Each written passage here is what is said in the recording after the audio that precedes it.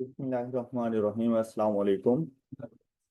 Financial reporting में previous lecture में हम लोगों ने responsibilities for reporting financial statements, soul trader and partnership. हम लोगों ने कहा कि अगर आप लोगों के पास सोल ट्रेडर या पार्टनरशिप बिजनेस है तो फाइनेंशियल स्टेटमेंट बनाना मैंडेटरी नहीं होता। मतलब आपके ऊपर एज सच किसी किस्म की कोई ऑब्लिगेशन नहीं है, लेकिन आप लोगों के पास दो किस्म की ऐसी रिक्वायरमेंट्स हो सकती हैं जहां पर आप लोगों ने फाइनेंशियल स्टेटमेंट्स को सबमिट करवाना होता है। उनमें द फर्स्ट वन इज कि आप लोगों ने टैक्स पर्पसेस के लिए फाइनेंशियल स्टेटमेंट्स बनवानी होती हैं, और दूसरा आप लोगों के पास पर्पस होता है कि अगर आप लोगों ने बैंक से लोन वगैरह ऑब्टेन करना है तो आप लोग फाइनेंशियल स्टेटमेंट बनाएंगे। तो इसकी जो रिस्पॉन्सिबिलिटी आती है वो ऑनर्स ऑफ द बिजनेस के ऊपर होती है। सोल ट्रेडर के केस के ऊपर सोल ट्रेडर के ऊपर ये रिस्पॉन्सिबिलिटी आएगी, और पार्टनरशिप केस के अंदर तमाम पार्टनर्स की रिस्पॉन्सिबिलिटी होती है। मतलब इंडिविजुअल पार्टनर की रिस्पॉन्सिबिलिटी नहीं है, तमाम पार्टनर्स की रिस्पॉन्सिबिलिटी होती है कि उन्होंने फाइनेंशियल स्टेटमेंट्स को बनवाना है। उसके बाद ये financial statement soul trader and partnership business में प्राइवेट होती हैं। मतलब ये आपके ऊपर कोई ऑब्लिगेशन नहीं है कि आप अपने बिजनेस के प्रॉफिट्स वगैरह या उसकी फाइनेंशियल पोजीशन किसी थर्ड पार्टी को डिस्क्लोज करो other than tax purposes and for obtaining loans. इसके अलावा आप किसी को अपनी फाइनेंशियल स्टेटमेंट नहीं दिखा सकते। आपका अपना प्राइवेट डाटा है, पर्सनल डाटा है, आप अपने पास रखें, और कोई थर्ड पार्टी आपसे डिमांड भी नहीं कर सकता। ऑलराइट। लेकिन जब कंपनीज की बात आती है तो कंपनीज के लिए फाइनेंशियल स्टेटमेंट्स शेयर होल्डर्स के लिए बनाना बहुत मैंडेटरी होता है। फाइनेंशियल स्टेटमेंट्स हमेशा प्रिपेयर की जाती हैं शेयर होल्डर्स के लिए, उसमें बाद में फिर स्टेक होल्डर्स भी शामिल हो जाते हैं, लेकिन जो primary users of the financial statements होते हैं ना, वो हमारे शेयर होल्डर्स होते हैं। तो शेयर होल्डर्स के लिए फाइनेंशियल स्टेटमेंट बनाएगा कौन? मैनेजमेंट। और मैनेजमेंट में बोर्ड ऑफ डायरेक्टर्स शामिल है, कि बोर्ड ऑफ डायरेक्टर्स की रिस्पॉन्सिबिलिटी है, कंपनी को रन बोर्ड ऑफ डायरेक्टर्स कर रहे हैं, शेयर होल्डर्स ने उनको चुनकर वहां पर बिठाया है कि आप हमारी कंपनी को रन करें, तो शेयर होल्डर को रिस्पॉन्सिबल भी बोर्ड ऑफ डायरेक्टर्स ही होंगे। और साथ में ये कि ये जो हमारे पास कंपनीज की फाइनेंशियल स्टेटमेंट्स होती हैं ये पब्लिकली इशू की जाती हैं। वह अगर लिस्टेड कंपनी है तो उसके लिए तो मैंडेटरी हो जाता है कि उन्होंने अपनी वेबसाइट के ऊपर भी रखनी है अपनी फाइनेंशियल स्टेटमेंट्स को। लेकिन साथ साथ जो हमारी रेगुलेटरी बॉडीज होती हैं जिसमें SECP वगैरह शामिल हो गए, आप लोगों ने अपनी फाइनेंशियल स्टेटमेंट्स उनको भी सबमिट करवानी होती हैं। अब यहां तक की डिस्कशन हम लोग प्रीवियस लेक्चर में कर चुके थे। आज हम लोग डिस्कस करने वाले हैं gap and IFRS। Gap means that generally acceptable accounting principle. जो हम लोगों ने अपनी फाइनेंशियल स्टेटमेंट्स प्रिपेयर करनी होते हैं ना, उनमें हम लोग गैप को तो जरूर मद्देनजर रखते हैं कि जर्नली एक्सेप्टेबल अकाउंटिंग प्रिंसिपल्स हमारे कौन कौन से हैं। हमने अगर कोई अकाउंटिंग बनानी है, मतलब क्या हमें बता दिया गया है कि फाइनेंशियल स्टेटमेंट बनाते हुए आप लोगों ने प्रॉफिट और लॉस अकाउंट में क्या क्या चीजें शामिल करनी है, बैलेंस शीट में क्या क्या चीजें शामिल करनी है, प्रॉफिट और लॉस अकाउंट में जब आप लोग कॉस्ट ऑफ सेल को डिटरमिन करते हैं तो उनमें कौन से अपने एक्सपेंसेस रखने हैं, बाकी एक्सपेंसेस को कहाँ पे लेके जाना है, बस ईच एंड एवरीथिंग हमें पता है कि कॉस्ट ऑफ सेल में। अब ऐसा नहीं होता कि कॉस्ट ऑफ सेल के अंदर हम लोग सैलरीज एक्सपेंस लेकर आए, कॉस्ट ऑफ सेल के अंदर हम लोग इलेक्ट्रिसिटी यूटिलिटी बिल्स लेकर आए, कॉस्ट ऑफ सेल में हम लोग इंश्योरेंस लेकर आए, ऐसा नहीं होता। कॉस्ट ऑफ सेल के लिए बता दिया गया है कि हमने लोगों ने कॉस्ट ऑफ सेल के अंदर ओपनिंग स्टॉक प्लस परचेजेस और लेस क्लोजिंग स्टॉक कर देना है, तो ये हमारी कॉस्ट ऑफ सेल है। रेवेन्यू में से डिडक्ट करेंगे तो ग्रॉस प्रॉफिट। ये है जर्नली एक्सेप्टेबल अकाउंटिंग प्रिंसिपल, कि जो तरीका हम लोगों ने आपको बता दिया फाइनेंशियल स्टेटमेंट को प्रिपेयर करने का, आपने उसी मेथड को फॉलो जाके करना है। अच्छा, सोल ट्रेडर और पार्टनरशिप के लिए बात करें तो उन्होंने simply generally acceptable accounting principles को फॉलो करना होता है। मतलब ऑल इन ऑल सारे स्टैंडर्ड्स को फॉलो करना उनकी रिस्पॉन्सिबिलिटी नहीं है, नहीं भी करेंगे तो उनसे ज्यादा पूछ गूछ नहीं होगी। लेकिन जब कंपनीज की बात आती है तो कंपनीज ने ना सिर्फ ये देखना है कि हमारे IFRS international financial reporting standards कौन से हैं। मतलब अगर हम लोग यहाँ पर बात करें ना तो इंट्रो टू अकाउंटिंग में तो हम लोग जस्ट अकाउंटिंग का इंट्रोडक्शन देख रहे हैं, क्या अकाउंटिंग है, क्या डेबिट क्रेडिट किसको करना है, अकाउंट्स कैसे बनेंगे, फाइनेंशियल स्टेटमेंट्स कैसे बनाएंगे, इस किस्म की चीजें देखनी है।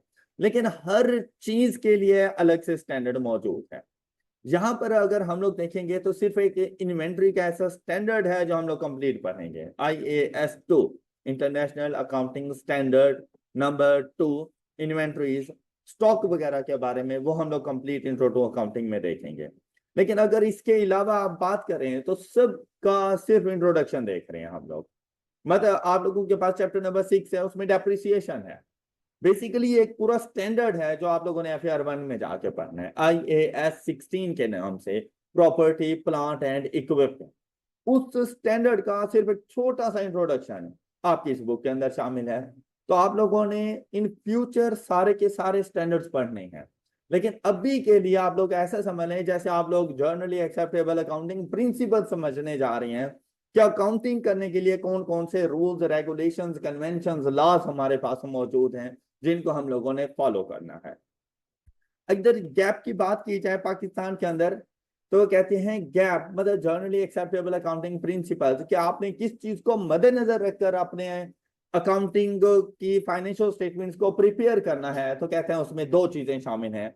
एक तो है हमारा कंपनीज एक्ट 2017, आपने इसको देखना है।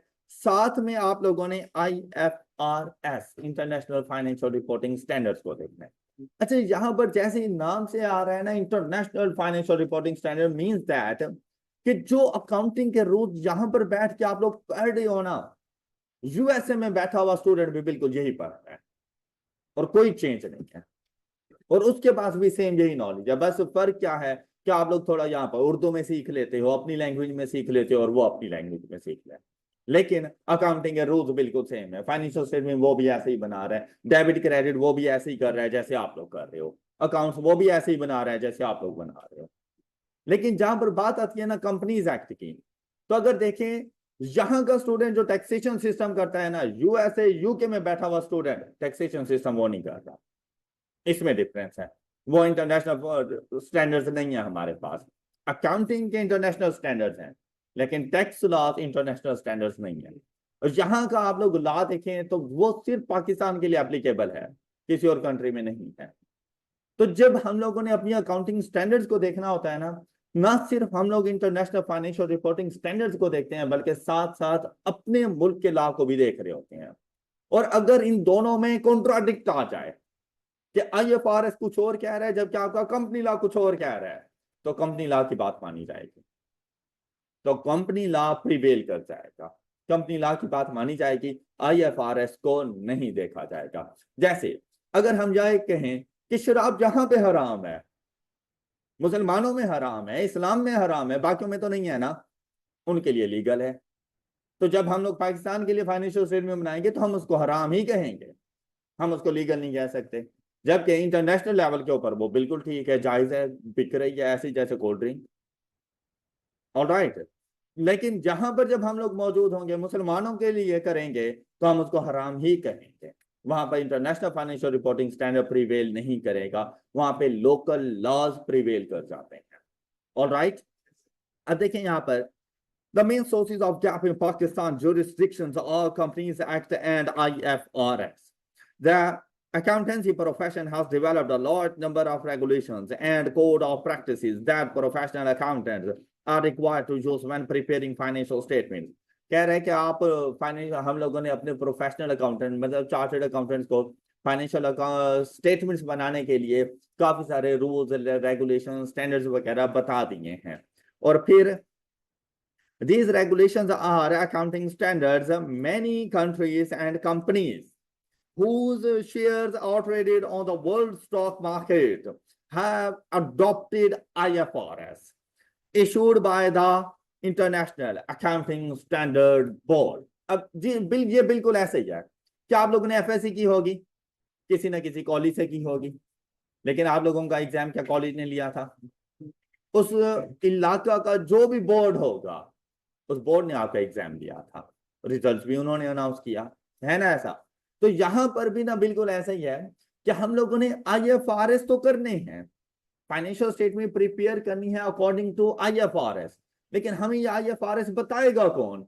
उसके लिए एक अलग से बोर्ड मौजूद है, एक ऑर्गेनाइजेशन मौजूद है, एक इंस्टीट्यूट मौजूद है जिसे कहा जाता है IASB, international accounting standard board. ये बिल्कुल ऐसा ही है जैसे चार्टर्ड अकाउंटेंसी करने के लिए तो आप लोग आ गए हैं, लेकिन चार्टर्ड अकाउंटेंसी कराएगा कौन? ICAP। ऑलराइट, तो आप लोगों को IFRS तो चाहिए, लेकिन IFRS देगा कौन? IASB।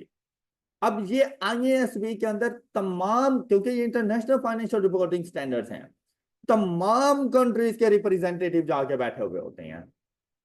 मतलब पाकिस्तान की तरफ से ICAP के मेंबर जाते हैं, इसी तरह से हर कंट्री का एक एक मेंबर, उसकी जो भी चार्टर्ड अकाउंटेंसी की बॉडी होगी, उनका एक एक मेंबर IASB का पार्ट बनता है। मतलब ICAP खुद IASB का मेंबर है। ऑलराइट, कोई भी न्यू स्टैंडर्ड्स, न्यू इशू, अब देखें, क्या आपको लगता है कि सारे स्टैंडर्ड एक ही टाइम पर आए थे? नहीं, वक्त की जरूरियात को देखते हुए new new standard, new new चीजें, न्यू न्यू चेंजेस लाई गई। लेकिन वो ऐसा भी नहीं होता कि अगर एक कंट्री में एक चेंज आया है तो वो सब पे अप्लाई कर दो, नहीं, उसके लिए प्रॉपर एक उनका प्रोसीजर है, एक मेथड है। और एक स्टैंडर्ड ऐसा भी नहीं है कि पलक झपकने में आपके सामने आ जाएगा कि रात को ख्वाब देखा अगले दिन स्टैंडर्ड आ गया, ऐसा भी बिल्कुल नहीं है। एक स्टैंडर्ड को आने में अरसा लग जाता है। इवन के अगर आप सिर्फ पहले से मौजूद स्टैंडर्ड को सिर्फ चेंज भी करना हो ना, उसके लिए भी काफी सारा टाइम रिक्वायर्ड है कि आपने तमाम कंट्रीज के साथ कॉन्टेक्ट करना है, तमाम कंट्रीज में देखना है कि ये एप्लीकेबल है नहीं है, कहां पर इश्यूज आ रहे हैं, इनको रिजॉल्व कैसे किया जाए, तो काफी सारे इश्यूज फेस करने पड़ते हैं। तो इसके लिए IASB ने पूरी एक कमेटी बनाई हुई होती है जो इन तमाम चीजों को देख रही है। कैसे बनते हैं स्टैंडर्ड्स, ये आप लोग बाद में जाके सीख लेंगे। अभी के लिए इतना ही काफी है कि आपको पता हो कि फाइनेंशियल स्टेटमेंट्स बनाने के लिए हम लोग IFRS एंड गैप्स को देख रहे होते हैं। IFRS के अंदर अकाउंटिंग स्टैंडर्ड शामिल हैं जो कि हमें इशू करेगा IASB। ऑलराइट, जो फाइनेंशियल स्टेटमेंट्स हम लोग बनाते हैं तो उसके बनाने का कोई ना कोई पर्पस भी होगा, उनके कोई ना कोई यूजेज वगैरह भी होंगे। तो यहाँ पर हमारे पास आता है कि जो इंफॉर्मेशन हम लोग फाइनेंशियल स्टेटमेंट्स में दे रहे होते हैं उनकी जरूरियात कहाँ पर पेश आती हैं। मतलब यूजर्स ऑफ फाइनेंशियल स्टेटमेंट्स हमारे पास कौन कौन से होंगे? तो उन यूजर्स ऑफ फाइनेंशियल स्टेटमेंट्स में हमारे पास the first one is investors, मतलब कि शेयर होल्डर्स, और सबसे बड़े users of the financial statement है, सबसे बड़े स्टेक होल्डर्स ये मौजूद हैं। यहां पर देखें तो इन्वेस्टर, देखो जो इन्वेस्टर्स का इंटरेस्ट हो सकता है फाइनेंशियल स्टेटमेंट्स के अंदर, लैंडर्स का वो नहीं हो सकता, कस्टमर्स का वो नहीं हो सकता, सप्लायर्स का वो नहीं हो सकता। तो आप लोगों को हर किसी के इंटरेस्ट का पता हो ताकि आप लोग MCQs को अच्छे तरीके से सॉल्व कर सको। अब अगर इन्वेस्टर्स की हम लोग बात करें, they need information to assess whether to buy, मतलब अगर उनके पास पहले से शेयर नहीं है तो वो खरीदने के बारे में सोच रहे हैं कि क्या हमें इनके शेयर्स परचेज करने चाहिए, या अगर पहले से मतलब कुछ शेयर्स मौजूद हैं, मजीद इन्वेस्टमेंट करना चाह रहे हैं, तो वो ये डिसाइड करना चाह रहे हैं कि हमें इसी कंपनी के मजीद शेयर्स परचेज करने हैं या किसी और कंपनी की तरफ हमें जाना चाहिए। वेदर टू बाय होल्ड, मतलब कहीं ऐसा तो नहीं अगर मेरी इन्वेस्टमेंट जो मैंने पहले से की हुई है अगर वो मुझे अच्छा रिटर्न दे रहे हैं तो लाजिम बात है मैं होल्ड करूंगा, मैं इसी कंपनी में ही इन्वेस्टमेंट रहने दूंगा। लेकिन जब मुझे ये नजर आएगा कि कंपनी डिक्लाइनिंग ट्रेंड पर है, ग्रोथ नहीं हो रही, लॉसेस में जा रही है, तो क्या मैं अपनी इन्वेस्टमेंट वहां पे होल्ड करूंगा? नहीं, तो मैंने ये भी साथ में डिसाइड करना होगा कि जो पहले से इन्वेस्टमेंट की हुई है उसको होल्ड करूं या वो मैं विदड्रॉ करवा लूं साथ में, और sell investment in the business. अब ये इन्वेस्टर ने डिसीजन लेना होता है कि मैं अपनी मजीद इन्वेस्टमेंट करूं, उसको होल्ड करूं, या मैं उसको सेल कर दूं। Financial statements also give some indications of the ability of a company to pay dividend to its shareholders out of profits। अब अगर फाइनेंशियल स्टेटमेंट्स में अच्छा खासा प्रॉफिट शो होगा तो शेयर होल्डर्स में ये एक उम्मीद जागती है कि भाई हमें भी हमारा डिविडेंड दिया जाएगा। मतलब डिविडेंड से यहाँ पर मुराद है रिटर्न ऑन इन्वेस्टमेंट, तो वो दिया जाता है out of profits। Dividend is the return on investment out of profits। बस इतना सा आप लोगों ने याद रखना है। आई होप कि ये बात क्लियर है सब बच्चों को। नेक्स्ट लेंडर्स, लेंडर्स कौन होते हैं? जिन्होंने कंपनीज को लोन देना होता है, मतलब बैंक्स हो गए, फाइनेंशियल इंस्टीट्यूशंस वगैरह हो गए। तो अब उनका इंटरेस्ट क्या है? कहते हैं, अब देखिए भाई, वैसे बहुत से इंटरेस्ट वगैरह हो सकते हैं, लेकिन जब आपके पास एमसीक्यूज आए तो आप लोगों ने अपनी स्टडी टेक्स्ट को फॉलो करना है। यहाँ पर स्टडी टेक्स्ट पढ़ाने का मकसद ही यही था, लाइन टू लाइन, कि आपको एक एक वर्ड, एक एक स्टेटमेंट की समझ हो। अगर ये क्वेश्चन आते होते ना बिल्कुल ऐसे डिस्क्रिप्टिव सी फॉर्म के अंदर, तो फिर इतनी डेप्थ में जाने की जरूरत नहीं थी। लेकिन एमसीक्यूज को सॉल्व करने के लिए आप लोगों ने इस सब्जेक्ट को ना सिर्फ न्यूमेरिकली देखना है, बल्कि ये थ्योरेटिकली भी उतनी ही इंपॉर्टेंस रखता है। बल्कि बाज औकात ऐसा होता है कि न्यूमेरिकल क्वेश्चंस कम और थ्योरेटिकल ज्यादा आ जाते हैं। और थ्योरेटिकल में आप लोग अगर सारे तुक्के लगाओगे तो कुछ भी ठीक नहीं होने वाला। सारे ऑप्शन ऐसे लग रहे होते हैं जैसे बिल्कुल ठीक ठीक है, लेकिन जो इसने स्टडी टेक्स्ट को अच्छे तरीके से पढ़ा हुआ है ना, तो वो एमसीक्यूज को अच्छे तरीके से सॉल्व कर सकता है। अब देखिए, lenders, financial statements can help lenders to assess the continuing ability of the borrower to pay interest and its ability to repay the loan principal at maturity. Maturity से मुराद होता है कि अगर मैंने बैंक से लोन लिया और उनसे कह दिया कि भाई मैं आपको 3 साल के बाद दूंगा, तो एक तो मैं 3 साल का इंटरेस्ट पे करने की सलाहियत रखता हूं।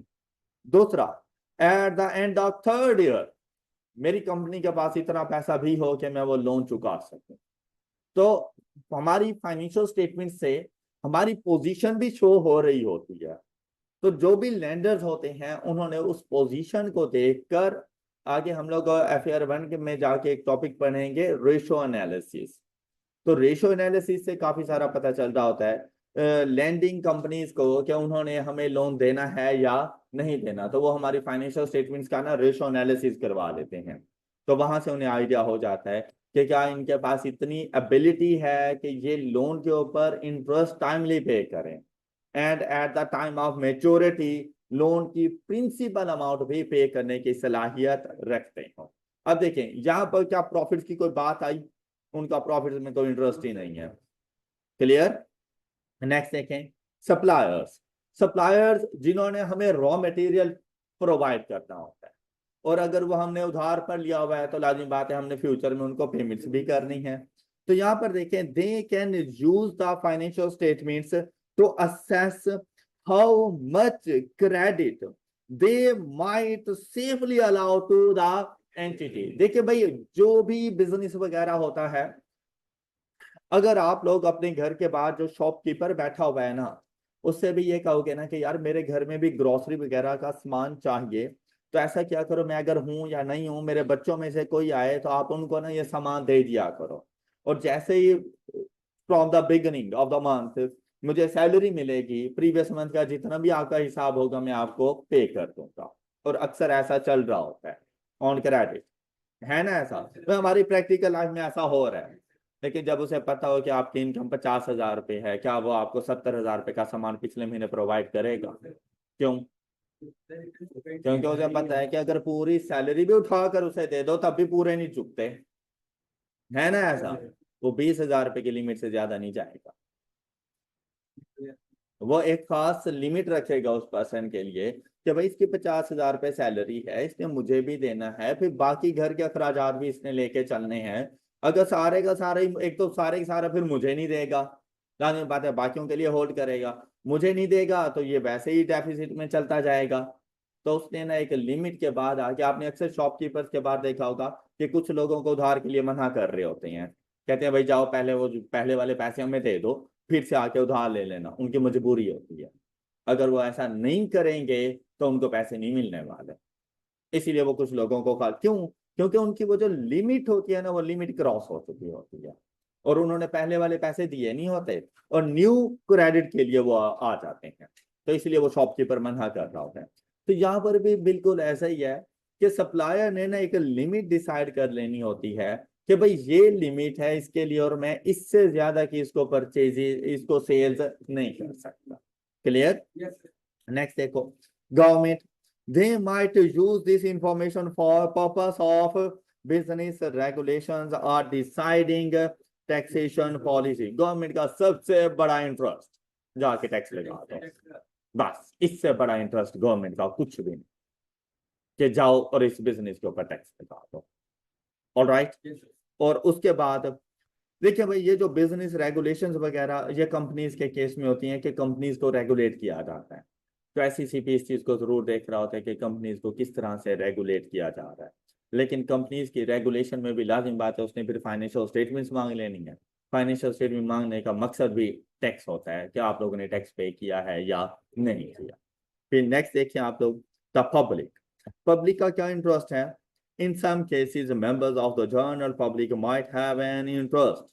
In some cases, मतलब हर टाइम पर पब्लिक का आपके बिजनेस में इंटरेस्ट नहीं होता, लेकिन कभी कभी ऐसा हो जाता है कि पब्लिक आपके बिजनेस में इंटरेस्ट ले रही होती है। Have an interest in the financial statements of a company.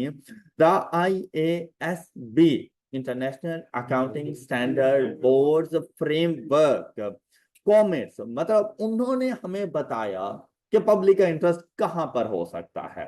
मतलब जैसे आप लोग पोस्ट करते हो और नीचे किसी का कमेंट आ जाए, तो मतलब जैसे ही पूछा गया था तो उन्होंने ये चीज बताई थी कि इनका इंटरेस्ट क्या हो सकता है। फॉर एग्जाम्पल, एंटिटीज में make a substantial contribution to the local economy in many ways including the number of people they employ and their patronage of local suppliers.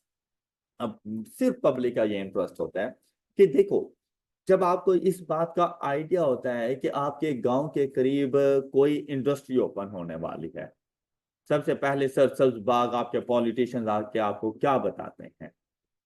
आपको जॉब्स मिलेंगे। तो यही पब्लिक का इंटरेस्ट है कि भाई अब जॉब्स के लिए हमें शहरों में ज्यादा दूर नहीं जाना पड़ेगा, हमें घरों के करीब जो अच्छी खासी जॉब्स मिल जानी है और काफी सारी जॉब जनरेट हो सकती हैं। बस एक मरतबा बस इंडस्ट्री लगाने दो, क्या है जी, आपको जॉब्स मिल जानी है। Alright, and their patronage of local suppliers.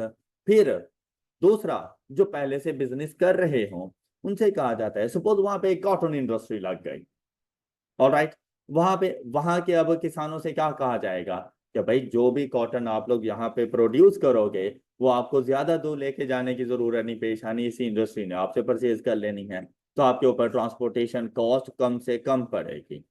Alright, तो ये सप्लायर थे ना, रॉ मटेरियल फॉर्म के अंदर कॉटन प्रोवाइड करेंगे इंडस्ट्री को, उन्होंने आगे फिर धागा बनाना है, कपड़ा बनाना है, आगे लेके चलेंगे उस चीज को, तो उनको लिए एक उनका सेलर ऑलरेडी मौजूद है, उनको ज्यादा दूर लेके जाने की जरूरत नहीं है। ऑलराइट, तो मतलब जो भी वहां के सप्लायर्स होते हैं ना, उनसे ये कहा जाता है कि भाई जो आपके पास रॉ मटेरियल है जो इधर यूज होना है, लाजिम बात है कंपनी अब इतनी दूर से तो नहीं मंगवाएगी, उसे महंगा पड़ेगा, तो आप लोग ही प्रोवाइड करोगे, तो आप लोगों का बिजनेस को चार चांद लग जाएंगे। ये पब्लिक का इंटरेस्ट है कि जो ऑलरेडी सप्लायर्स मौजूद हैं उनके बिजनेस में जरा निखार पैदा हो जाता है, और दूसरा एम्प्लॉयमेंट मिल जाती है। क्लियर? नेक्स्ट देखें, employees. Employees need information about the financial stability and profitability of their employer. अब देखो, एम्प्लॉयज ने ना दो चीजें देखनी होती हैं।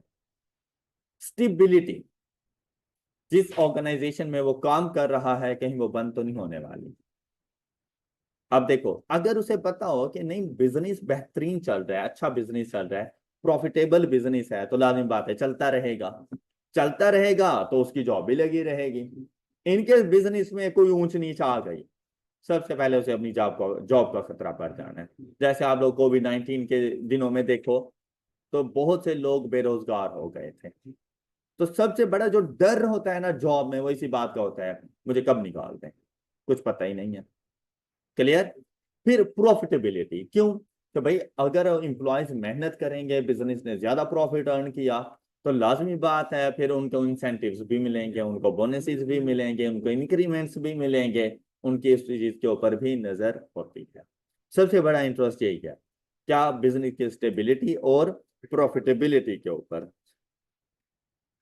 An assessment of profitability can help employers to reach a view on the ability of the employer to pay higher wages or provide more job opportunities in the future. अब जब वहां के एम्प्लॉयज को पता है कि भाई हमारा बिजनेस ग्रो कर रहा है, प्रॉफिटेबिलिटी ज्यादा है, जब ग्रो कर रहा है तो इन फ्यूचर ज्यादा नंबर ऑफ एम्प्लॉयज की जरूरत पेश आएगी, और जॉब्स क्रिएट हो सकती हैं, और जो पहले से मौजूद हैं वो एक्सपीरियंस हो चुके होंगे, तो उनको हायर वेजेस भी पे की जाएंगी कि भाई आप लोग इधर रहो। इन केस अगर प्रॉफिटेबल बिजनेस है, हम दूसरे एम्प्लॉयज लेके आ रहे हैं, उनके पास तो स्किल्स इतनी नहीं होनी, और मेरे पुराने एम्प्लॉयज ने अगर मुझसे ये कह दिया कि भाई हम आपको छोड़ के जा रहे हैं क्योंकि आप इंसेंटिव्स नहीं दे रहे, तो लाजमी बात है मुझे इंसेंटिव्स भी देने पड़ेंगे, उनको हायर पे के ऊपर मुझे अपने पास रिटेन करना पड़ेगा। ऑल राइट, क्योंकि वो मेरे बिजनेस को समझते हैं कि बिजनेस को रन कैसे करता है। Next, customers. Customer might be interested in the financial strength of an entity, especially if they rely on that entity for the long-term supply of the key goods or services. अब customers मतलब अगर मैं कहीं से कोई raw material purchase कर रहा हूं, तो मुझे पता है कि इजीली मुझे रॉ मटेरियल अवेलेबल हो जाता है, मुझे रॉ मटेरियल की टेंशन नहीं होती। लेकिन मैं जिससे भी, अब मैं उसका कस्टमर बन गया, इन केस मेरे बिजनेस को कुछ हो गया, मुझे अपना बिजनेस बंद करना पड़ गया, और मैं उसका सबसे बड़ा कस्टमर था, उसकी टोटल सेल्स का 50% सेल्स मैं मेरी तरफ से होती थी, तो क्या उसका बिजनेस मुतासिर नहीं होगा? इस बात का उसे डर लगा रहता है कि अल्लाह करे अब ये जो इंडस्ट्री कंपनी वगैरह जो भी चल रही है अब ये चलती रहे, ताकि ये हमारे कस्टमर्स बने रहें। ऑल राइट,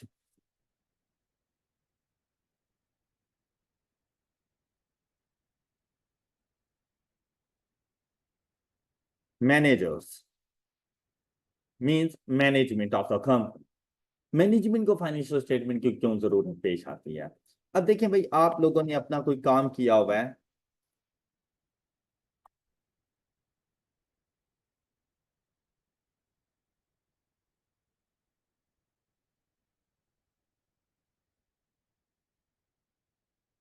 स्टार्ट में ऐसे ही लगता है कि आपने परफेक्ट किया हुआ है, जब तक कि उसकी चेकिंग ना हो, जब तक कि कोई आपको बताए ना कि इसमें मिस्टेक्स क्या आती। मिस्टेक्स बताने का मकसद क्या होता है कि नेक्स्ट टाइम इसमें इंप्रूवमेंट आ सके, इसका जो पिछली मरतबा आपने काम किया उससे ज्यादा अच्छे तरीके से उसको कर सके, मतलब एफिशिएंसी में इंक्रीज आ सके। मैनेजमेंट ने क्या करना होता है, मैनेजमेंट की पूरे साल की मेहनत होती है जो फाइनेंशियल स्टेटमेंट में शो हो रही होती है, तो वो फाइनेंशियल स्टेटमेंट्स को इन डिटेल्ड देखते हैं, मतलब कोई भी और इतने डिटेल में नहीं देखेगा जितना कि मैनेजमेंट ऑफ द कंपनी देखेगी। क्यों? उन्होंने अपनी परफॉर्मेंस को इंक्रीज करना होता है, उन्हें अपनी परफॉर्मेंस का आइडिया होता है कि हम लोग कैसा परफॉर्म कर रहे हैं और कहाँ कहाँ हम लोग मजीद अच्छी परफॉर्मेंस दे सकते हैं, कहाँ पर हम अपने एक्सपेंसेस को कम कर सकते हैं, कहाँ पर अपने रेवेन्यूज को इंक्रीज कर सकते हैं ताकि हमारा प्रॉफिट मैक्सिमम हो सके। तो यहाँ पे देखें, management should have access to all the financial information they need and in much more detailed than financial statements provide. However, management is responsible for producing the financial statements and might be interested in the information they can even, कि वो खुद financial statements बना रहे होते हैं, लेकिन उसके बावजूद फाइनेंशियल स्टेटमेंट्स बनाने के बाद भी उन्हें मोर डिटेल्ड की जरूरत होती है, वो ज्यादा डिटेल की फॉर्म में जाके फाइनेंशियल स्टेटमेंट्स को ऑब्जर्व कर रहे होते हैं। All right, any issue? Double entry book keeping हम लोगों ने स्टार्ट में ही पढ़ लिया था, डेबिट क्रेडिट के रूल्स वगैरह, ये क्वेश्चंस भी हम लोगों ने सॉल्व कर लिया। आई होप कि आप सब बच्चों को समझ आ गए होंगे। एग्जाम्पल नंबर 7 भी हम लोगों ने देख ली थी, कॉम्प्रिहेंसिव एग्जाम्पल्स भी हमारी ऑलरेडी सॉल्व हो चुकी हैं। अब हमारे पास रहते हैं सिर्फ हमारे ऑब्जेक्टिव बेस्ड क्वेश्चन।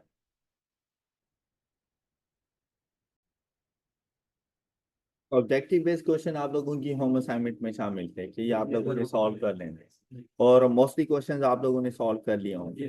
कोई ऐसा एमसीक्यू जिसमें आप लोगों को प्रॉब्लम्स हैं, सिर्फ वो मुझसे पूछो, लेकिन बताना सीक्वेंस के साथ है। एमसीक्यू 7, 7 से पहले किसी का कोई एमसीक्यू? 7 से पहले किसी का कोई? 7 में देखिए, what is the total cost of building after incorporating the above cost a business has incurred following information for the year ending 31st December 2018. Cost of building, opening हमारे पास मौजूद है, cost of machine opening. Opening से मुराद होता है कि from the beginning of the year, मेरे पास इससे पहले भी एक बिल्डिंग मौजूद थी और वो बिल्डिंग है मेरे पास 15.5 मिलियन की। अब अगर इस क्वेश्चन में देखें ना, तो उन्होंने आपसे पूछा है cost of building after incorporating the above cost. तो इस बिल्डिंग की कॉस्ट में मशीनरी की कॉस्ट नहीं आएगी, तो वो जो आप लोगों को कॉस्ट ऑफ मशीनरी ओपनिंग दिया गया आपने उसको इग्नोर कर देना है, वो बिल्डिंग की कॉस्ट का पार्ट नहीं बनेगी। फिर कहते हैं extension in building. Extension in building building का पार्ट बनती है। तो आप लोगों के पास ऑलरेडी मौजूद था 15.5 मिलियन, इसमें मजीद आप लोगों ने ऐड कर देना है 1.5। फिर आता है repairs to building. Repairs to building हमारा रेवेन्यू एक्सपेंस है, ये हमारी कॉस्ट ऑफ बिल्डिंग को में ऐड नहीं होता, ये एज एन एक्सपेंस ट्रीट होता है। जबकि एक्सटेंशन ऑफ बिल्डिंग कैपिटलाइज होता है, मतलब कॉस्ट ऑफ एसेट का पार्ट बनता है। तो ये जो आपके पास रिपेयर्स है ना, ये आपके प्रॉफिट और लॉस अकाउंट में एज एन एक्सपेंस जाके ट्रीट होगा, कॉस्ट ऑफ बिल्डिंग का पार्ट नहीं बनेगा। नेक्स्ट ओवरहॉल टू मशीनरी, तो ये वैसी मशीनरी से रेलिवेंट है तो इसकी डिस्कशन करने की जरूरत नहीं है। तो यहां पर वैल्यू आ जाएगी हमारे पास 17 मिलियन। Next, okay, next 9।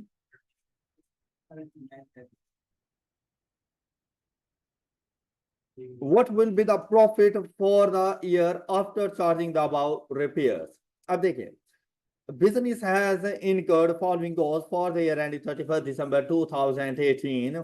कहते हैं extension in building. Extension in building का ताल्लुक हमारे एसिड से है, तो ये आप लोगों के एसिड्स का जब पार्ट बनेगा तो आपके प्रॉफिट को हिट नहीं करेगा। ऑलराइट, इससे आप लोगों का प्रॉफिट ना इंक्रीज होगा ना ही डिक्रीज होगा। फिर नेक्स्ट देखो, रिपेयर्स टू बिल्डिंग, ये एज एन एक्सपेंस जाएंगे प्रॉफिट और लॉस अकाउंट के अंदर। तो जब इनको जाके रिकॉर्ड करते हैं तो एक्सपेंसेस की वजह से प्रॉफिट डिक्रीज हो जाता है, एक्सपेंसेस की वजह से प्रॉफिट डिक्रीज हो जाएगा। कहते हैं overhaul to machinery that increased production capacity, तो ये भी कैपिटलाइज्ड है, कॉस्ट ऑफ मशीनरी का पार्ट बनेगा, एज एन एक्सपेंस नहीं जाएगा। अच्छा, यहां पर अगर ये वाला वर्ड ना होता ना और सिर्फ लिखा हुआ होता ओवरहॉल टू मशीनरी, तो एक्सपेंस हो जाना था। लेकिन हमें कैसे पता चला कि हमने इसको एक्सपेंस आउट नहीं करना, मतलब कैपिटलाइज करना है? उसने आगे बता दिया प्रोडक्शन कैपेसिटी में इंक्रीज है। तो अगर कोई ऐसा एक्सपेंस जो आप लोगों के एसिड्स में उसकी एफिशिएंसी को इंक्रीज कर दे, मींस दैट अगर उसमें इंप्रूवमेंट्स लेकर आए, क्या अगर उसकी यूजफुल लाइफ इंक्रीज कर दे या उसकी प्रोडक्शन कैपेसिटी में इंक्रीज आ जाए, वो हमेशा कैपिटलाइज हो जाए। तो यहां पर उसने बता दिया कि ये जो हमने एक्सपेंस किया उसकी वजह से मशीनरी में प्रोडक्शन कैपेसिटी इंक्रीज हो गई। ओके, तो ये भी कैपिटलाइज होगा, इससे आप लोगों का प्रॉफिट हिट नहीं होने वाला।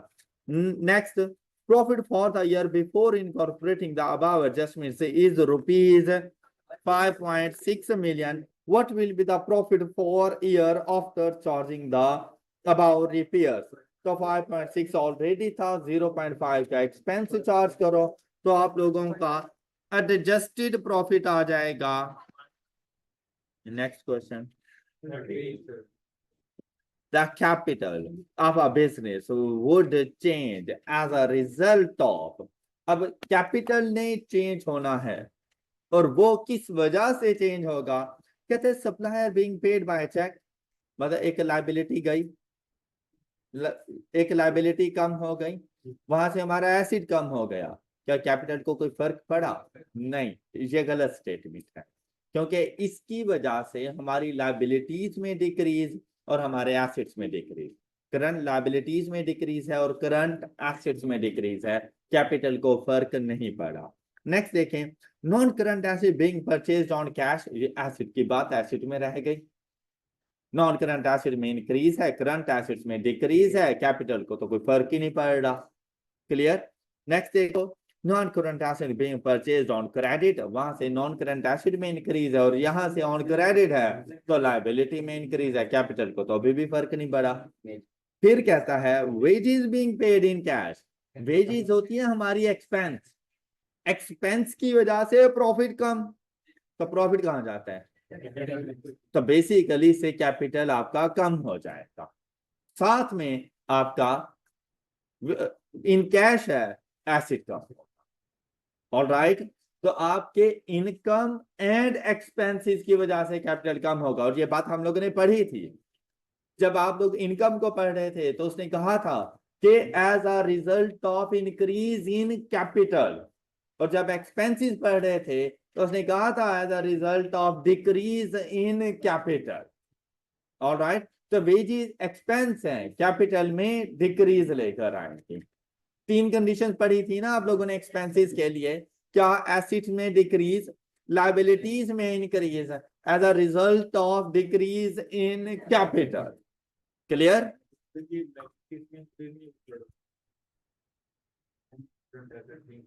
होगी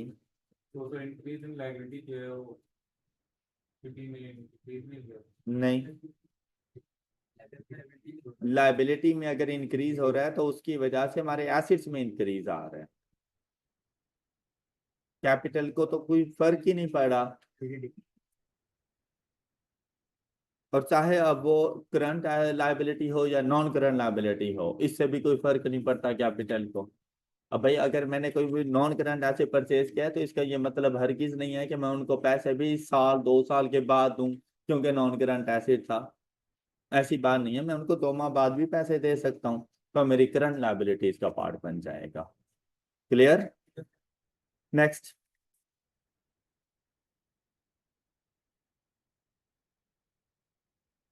the basic accounting equation is given by the formula. अब अकाउंटिंग इक्वेशन बिल्कुल वैसी है, सिर्फ उस इक्वेशन को ना थोड़ा सा ओपन कर दिया है कि एसेट्स को एसिड नहीं रहने दिया, नॉन करंट एसिड है करंट एसिड कर दिया, लायबिलिटीज को लायबिलिटीज नहीं लिखा, non current liabilities and current liabilities में उनको डिवाइड कर दिया। तो यहाँ पर देखिए कहते हैं equity plus long term liabilities, equity plus, अब बेसिकली तो इसी के साथ प्लस करंट लायबिलिटीज भी लेकर आना चाहिए था, फिर इक्वल टू करते, लेकिन जब इधर नहीं किया तो ये करंट लायबिलिटी जब दूसरी साइड पे जाएगी तो माइनस हो जाएगी, ये लो कर लिया माइनस, और is equal to assets, assets में से करंट एसिड बता दिए, तो यहां पर फिर हमारे पास क्या आ जाएगा, non current assets. Next,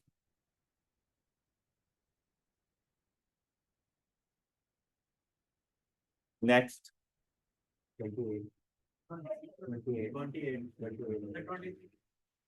which of the following is not true, मतलब बाकी सारी ठीक होंगी तीन स्टेटमेंट, ये गलत है।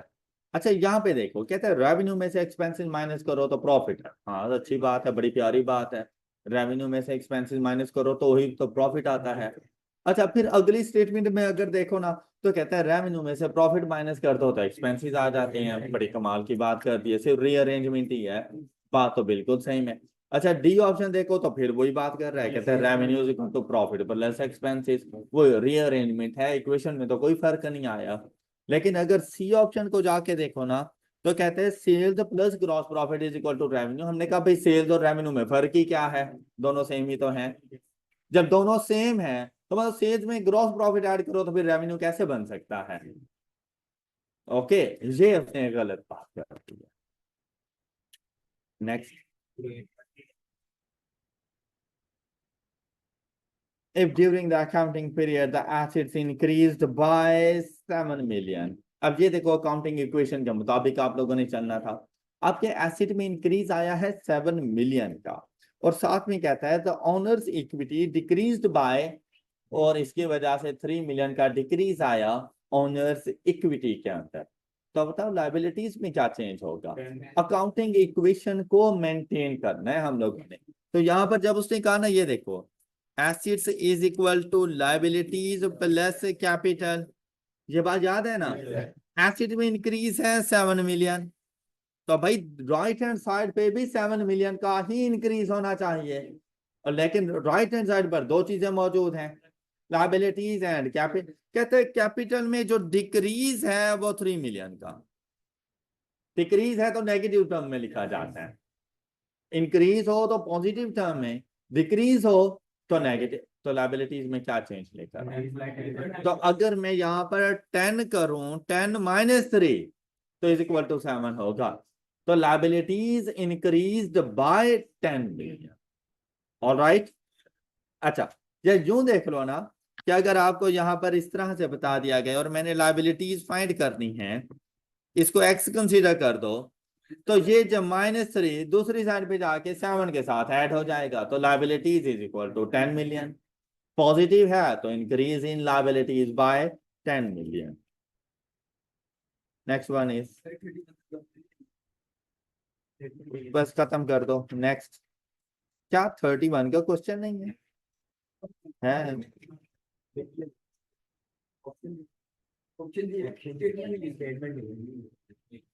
ये 30।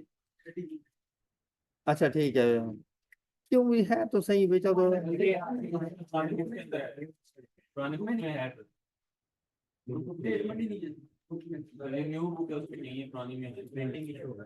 Okay, next. Next question.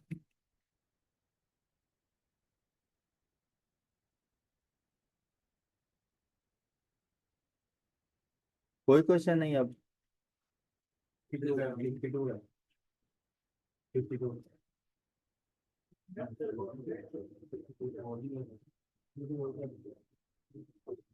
Investor जिन्होंने पहले से इन्वेस्ट किया हुआ होता है, पोटेंशियल इन्वेस्टर जिन्होंने फ्यूचर में इन्वेस्ट करना है, मतलब अभी वो इन्वेस्टर नहीं है लेकिन अभी वो सोच रहे हैं कि हम लोगों ने इन्वेस्ट करना है, या वो ऐसी कोई कमिटमेंट्स कर चुके हैं कि हम लोग इस कंपनी के शेयर्स परचेज करेंगे। 52 बोला किसी ने। A business sells rupees 100,000 worth of goods to a customer. The customer pays rupees 50,000 in cash immediately and will pay the remaining of rupees 50,000 on 30 days time. What is the double entry to record the purchase in the customer's accounting record?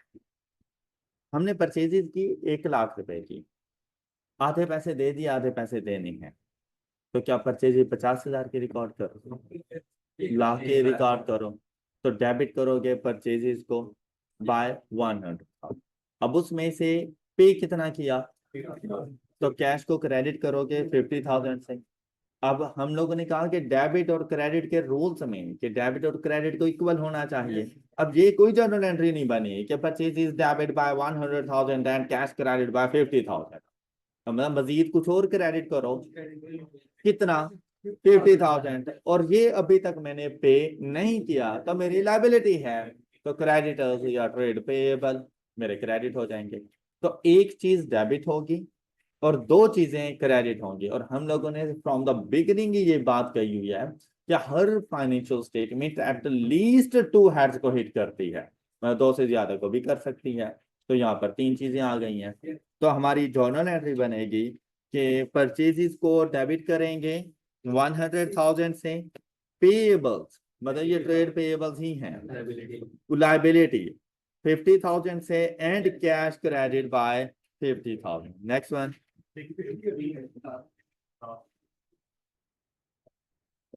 An asset was purchased for rupees 100,000 with the down payment of rupees 200,000 and bill accepted for rupees, bill accepted मतलब के जो उधार पर हम लोग ले रहे हैं, बिल एक्सेप्टेड मतलब ये 10 लाख रुपए का एसेट, उसमें से 2 लाख दे दिए, 8 लाख रुपए का बिल हमें दिया गया। Okay, and bill accepted for rupees 800,000. What would be the effect on the total assets and the total liabilities in the statement of financial position? Same ऐसे ही क्वेश्चन ऊपर भी था,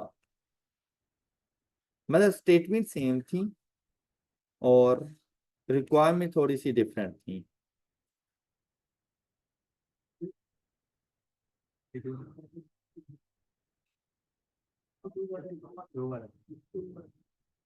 नहीं,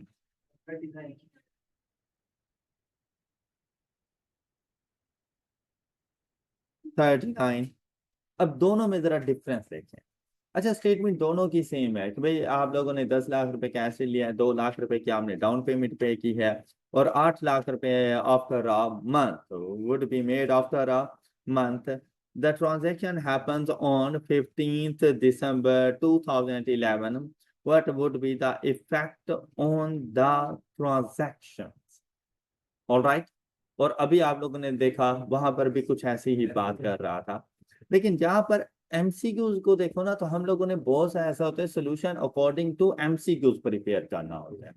अब यहाँ पर देखें, कहते हैं machine increase by this and liabilities by this, और हर जगह पे तकरीबन कुछ ऐसा ऐसा ही बोले जा रहे हैं। अब आप लोगों ने अपनी तरफ से देखते हैं, आप लोगों ने मशीन परचेज की an entity with 31st December year and has bought a machine for ₹1 million। तो हम लोगों के पास मशीन इंक्रीज हो जाएगी बाय 1 million। 10 लाख रुपए से मशीन ने इंक्रीज, मशीन मतलब नॉन करंट एसेट्स, इंक्रीज हो जाएगा बाय 1 million। अच्छा, फिर देखें with a down payment of ₹200, तो कैश डिक्रीज हो जाएगा बाय 200,000 एंड लाइबिलिटीज में इंक्रीज आएगा बाय 800,000। बात क्लियर? मशीन में इंक्रीज 1 million, कैश में डिक्रीज 200,000, लाइबिलिटीज में increase 800,000 and the solution is. लेकिन अगर आप लोग यहां पर जाए ना लास्ट वाले क्वेश्चन में, तो यहां पर आपसे पूछ रहा है what would be the effect on the total asset and total liability. ऊपर टोटल नहीं था, तो हम लोगों ने नॉन करंट और करंट को अलग अलग बताया था। अब अगर यहाँ पर टोटल एसेट्स की बात करें, तो भाई 10 लाख रुपए का अगर आपका एक एसिड आया है, तो वहां से 2 लाख रुपए का एसिड गया भी तो है। तो एसिड में जो इंक्रीज आएगा वो 10 लाख का नहीं है, 8 लाख का है। एसिड में इंक्रीज 8 लाख का है, तो इसका इम्पैक्ट कहाँ गया? वो 8 लाख सारे का सारा उधार पे रखा हुआ है, लाइबिलिटीज इंक्रीज हो गई 8 लाख। ऑलराइट, तो देखो अकाउंटिंग इक्वेशन में कि assets increased by 800,000 and liabilities increased by 800,000। Clear? अब यहां पर एसेट्स इंक्रीज बाय 1 million नहीं करना था, क्योंकि उसने सिर्फ नॉन करंट एसेट्स नहीं पूछा, टोटल एसेट्स। तो टोटल में नॉन करंट और करंट दोनों शामिल है। तो 2 लाख रुपए का कैश में डिक्रीज भी है, जो कि आपके टोटल एसेट्स में 800,000 का इंक्रीज लेकर आएगा। Option C. Any other question? Assets in, हाँ sorry, option D.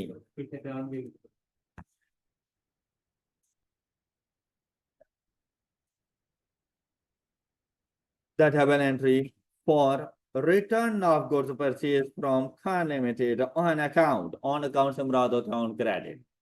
Purchase of goods का रिटर्न, तो मतलब परचेज इज रिटर्न, और वो ऑन क्रेडिट है तो मतलब उधार पर है, लायबिलिटी बनी। जब परचेज की तो कौन सी लायबिलिटी बनाई थी?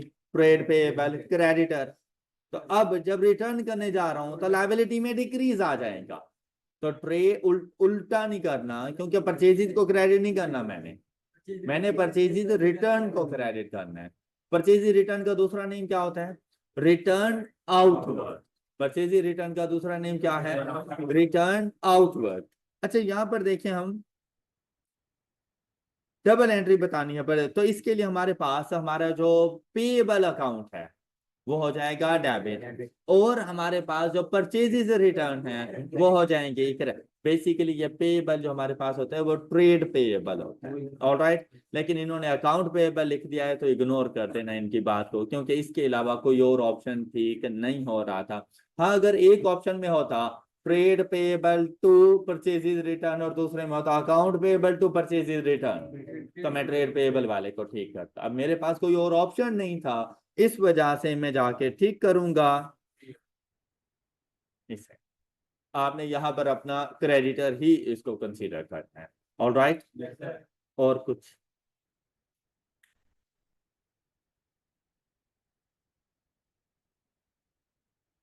Maryam has the following transaction receipt of cash from Noma in respect of an invoice for goods sold 3 weeks ago. मतलब आज सेल्स नहीं हुई तो आज सेल्स की रिकॉर्डिंग नहीं होगी। आज हम लोगों ने जो 3 हफ्ते पहले चीजें सेल की थी उनके लिए पैसे आए हैं, तो एंट्री क्या बनेगी? कैश डेबिट हो जाएगा और रिसीवेबल्स क्रेडिट हो जाएगा। क्लियर? फिर देखिए हमारे पास आया receipt of cash from Amjad for cash sales.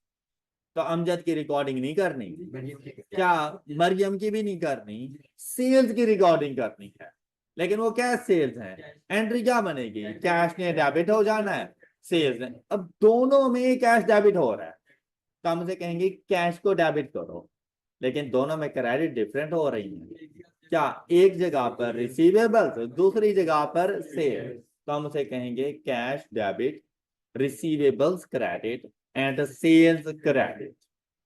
Clear? And the correct answer is B.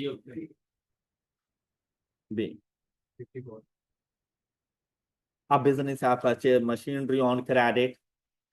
Which of the accounts mentioned below are affected by the transaction? देखो भाई ऑन क्रेडिट है, मशीनरी है तो ट्रेड पेबल तो आएगा नहीं, मशीनरी है, fix asset है तो परचेजेज आएंगी नहीं, कैपिटल का कोई ताल्लुक नहीं है तो मशीनरी इफेक्ट होगा जब मशीनरी आई है। तो वैसे तो इसके साथ अगर अकाउंट पेबल होता ट्रेड पेबल की जगह पे तो फिर दोनों आ जाते, account payable and machine.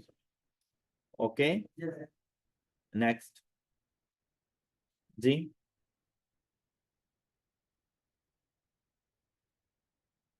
The double entry to record the withdrawals of cash from the business bank account by the owner, इसे ड्राइंग्स कहा जाता है। तो ड्राइंग्स को डेबिट कर देंगे और बैंक अकाउंट को क्रेडिट कर देंगे। कैश क्रेडिट नहीं होगा क्योंकि बिजनेस के बैंक अकाउंट से पैसा गया है, तो बैंक क्रेडिट होना है, बैंक का बैलेंस कम हो रहा है और बिजनेस ओनर अपने पर्सनल यूज के लिए लेके जा रहा है, तो known as drawings. Next,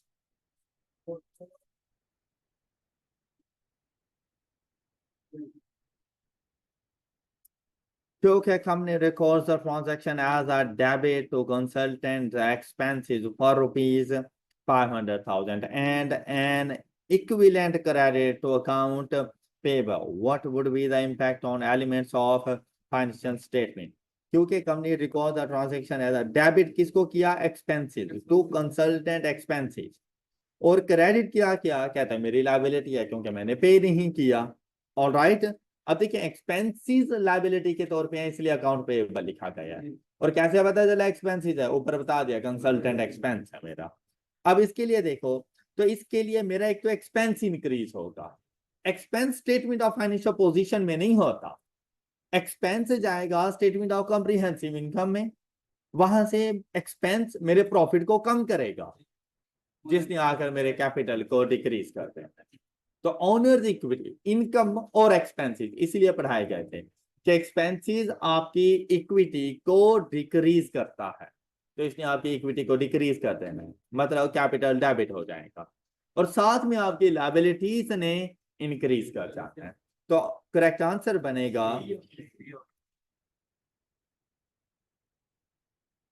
on credit था तो लायबिलिटी में इंक्रीज। ये बात वैसे सबको समझ आ गई थी कि लायबिलिटी में इंक्रीज है। तो अगर आप लोग यहाँ पर देखें तो लायबिलिटी में इंक्रीज एक तो आपको यहाँ पे नजर आया, यहाँ पे लायबिलिटी में इंक्रीज नजर आया, उसके अलावा लायबिलिटी में डिक्रीज तो है नहीं, अभी तो आई है तो इस वजह से ये गलत हो गया। दूसरा, एसिड का तो अभी तक कोई बात ही नहीं की गई थी, तो एसिड्स के लिए हमने इसको गलत कर दिया। यहाँ पर देखें तो इंक्रीज इन honours equity, income honours equity को इंक्रीज करती है जबकि एक्सपेंसेस ऑनर्स इक्विटी को डिक्रीज करते हैं, इसलिए सी ऑप्शन को टिक किया हमने। Next, that's all for today. अपना बहुत सा ख्याल रखिए, नेक्स्ट लेक्चर में मिलेंगे। अल्लाह हाफ़िज़।